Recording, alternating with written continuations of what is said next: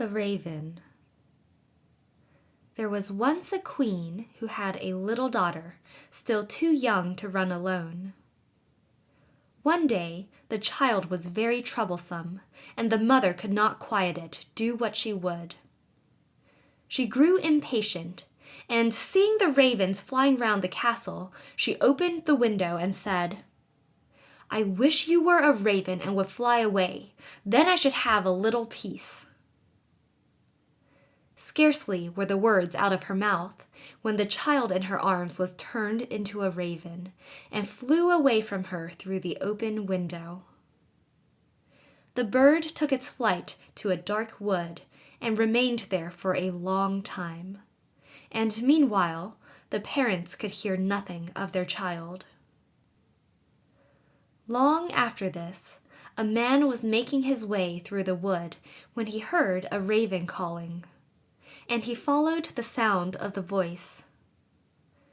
As he drew near, the raven said, "I am by birth a king's daughter, but am now under the spell of some enchantment. You can, however, set me free." "What am I to do?" he asked.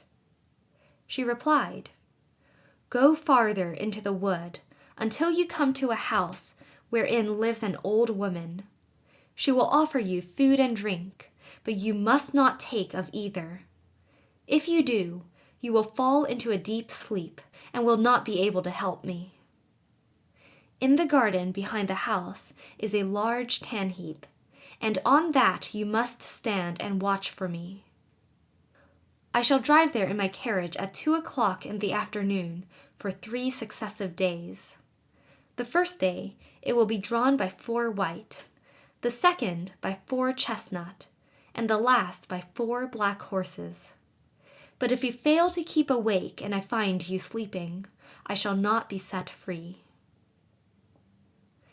The man promised to do all that she wished, but the raven said, "Alas, I know even now that you will take something from the woman and be unable to save me." The man assured her again that he would on no account touch a thing to eat or drink.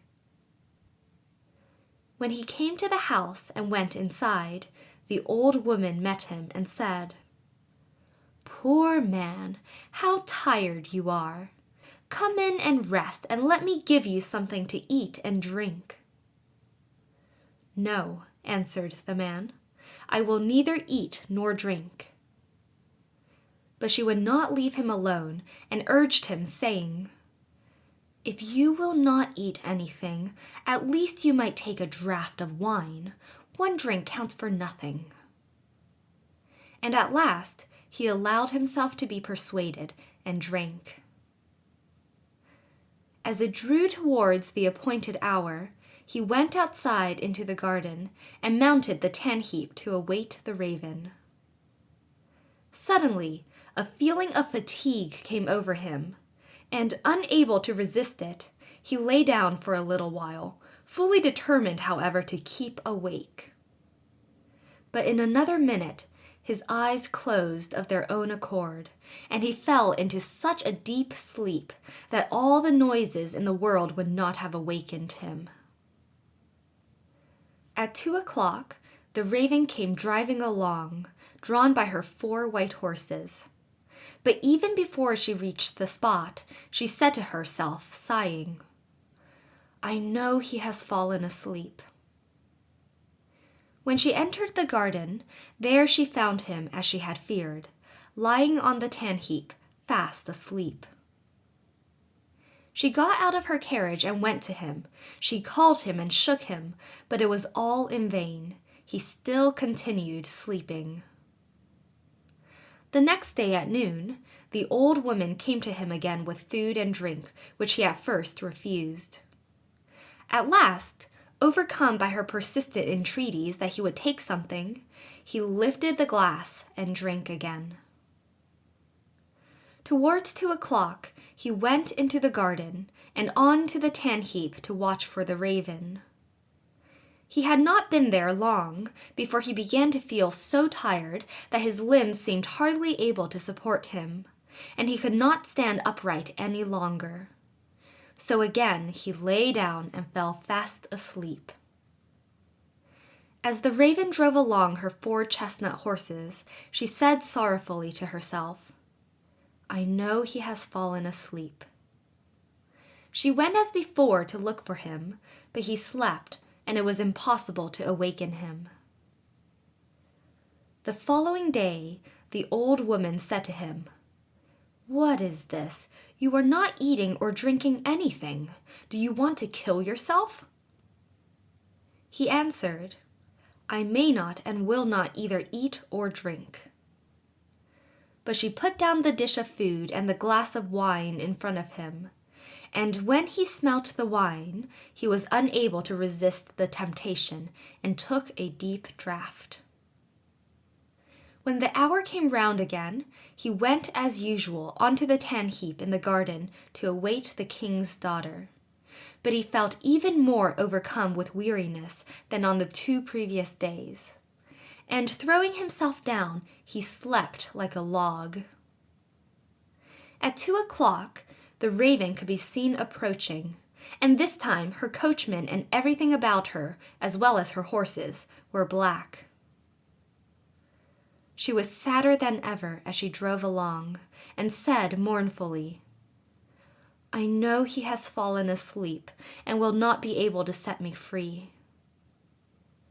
She found him sleeping heavily, and all her efforts to awaken him were of no avail. Then she placed beside him a loaf and some meat, and a flask of wine, of such a kind that however much he took of them, they would never grow less. After that, she drew a gold ring on which her name was engraved off her finger and put it upon one of his. Finally, she laid a letter near him, in which, after giving him particulars of the food and drink she had left for him, she finished with the following words: "I see that as long as you remain here, you will never be able to set me free. If, however, you still wish to do so, come to the golden castle of Stromberg. This is well within your power to accomplish."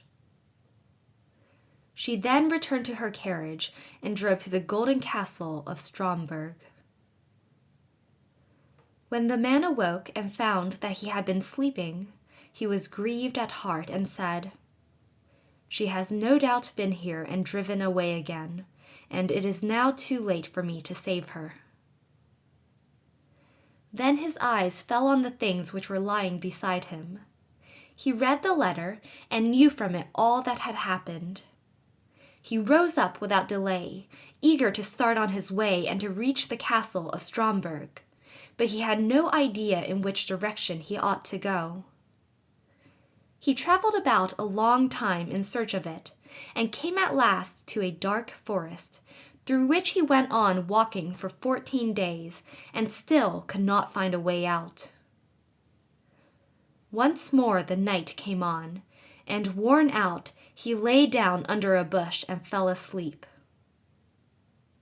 Again the next day he pursued his way through the forest, and that evening, thinking to rest again, he lay down as before. But he heard such a howling and wailing that he found it impossible to sleep. He waited till it was darker, and people had begun to light up their houses. And then, seeing a little glimmer ahead of him, he went towards it.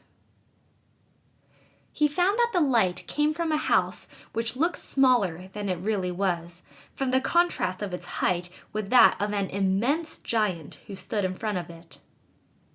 He thought to himself, "If the giant sees me going in, my life will not be worth much."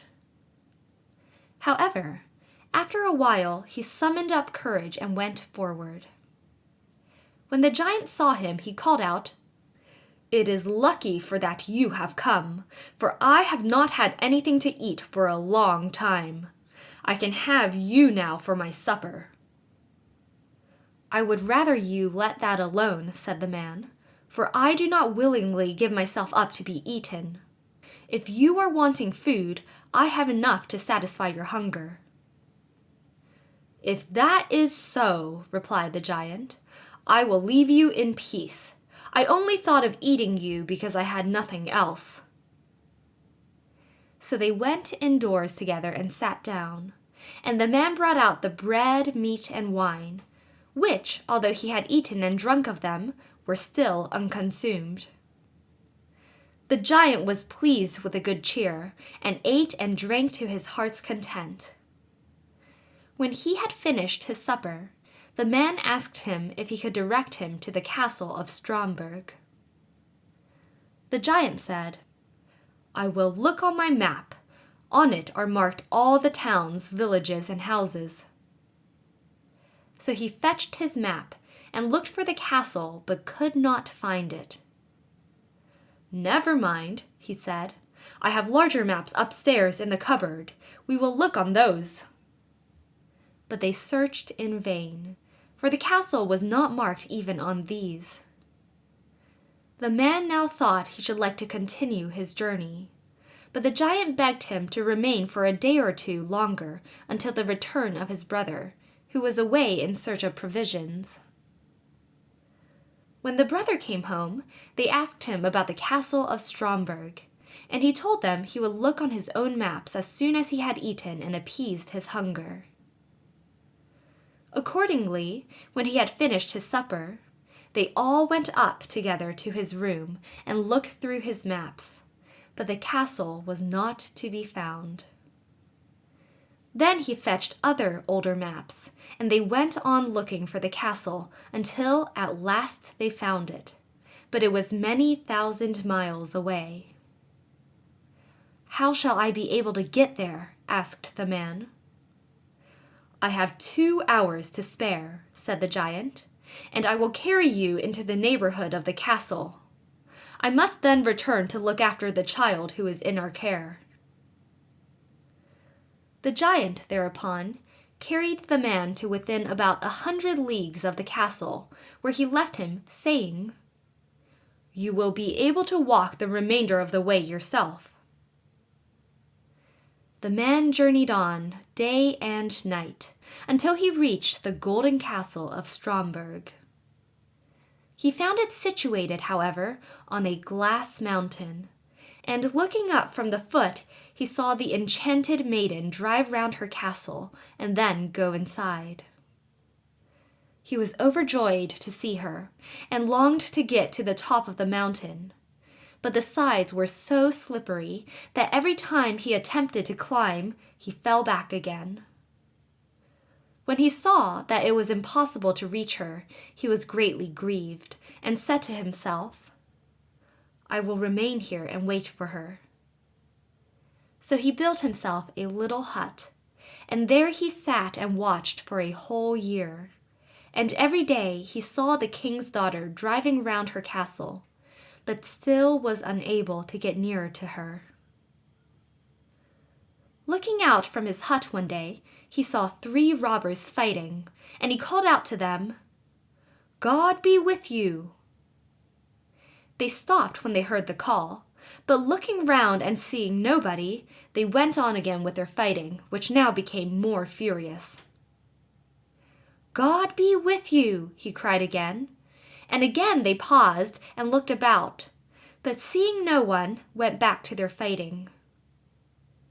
A 3rd time he called out, "God be with you!"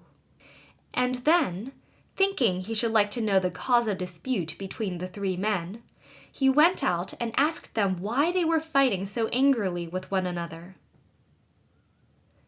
One of them said he had found a stick, and that he had but to strike it against any door through which he wished to pass, and it immediately flew open. Another told him that he had found a cloak, which rendered its wearer invisible. And the 3rd had caught a horse, which would carry its rider over any obstacle, and even up the glass mountain. They had been unable to decide whether they would keep together and have the things in common, or whether they would separate. On hearing this, the man said, "I will give you something in exchange for those 3 things, not money, for that I have not got, but something that is of far more value. I must first, however, prove whether all you have told me about your 3 things is true." The robbers, therefore, made him get on the horse, and handed him the stick and the cloak. And when he had put this round him, he was no longer visible. Then he fell upon them with the stick, and beat them one after another, crying, "There, you vagabonds, you have got what you deserve. Are you satisfied now?" After this he rode up the glass mountain. When he reached the gate of the castle, he found it closed, but he gave it a blow with his stick, and it flew wide open at once, and he passed through. He mounted the steps and entered the room where the maiden was sitting, with a golden goblet full of wine in front of her. She could not see him, for he still wore his cloak. He took the ring which she had given him off his finger, and threw it into the goblet, so that it rang as it touched the bottom. "That is my own ring," she exclaimed, "and if that is so, the man must also be here who is coming to set me free." She sought for him about the castle, but could find him nowhere. Meanwhile, he had gone outside again and mounted his horse and thrown off the cloak. When, therefore, she came to the castle gate, she saw him, and cried aloud for joy. Then he dismounted and took her in his arms, and she kissed him and said, "Now you have indeed set me free, and tomorrow we will celebrate our marriage." End of The Raven.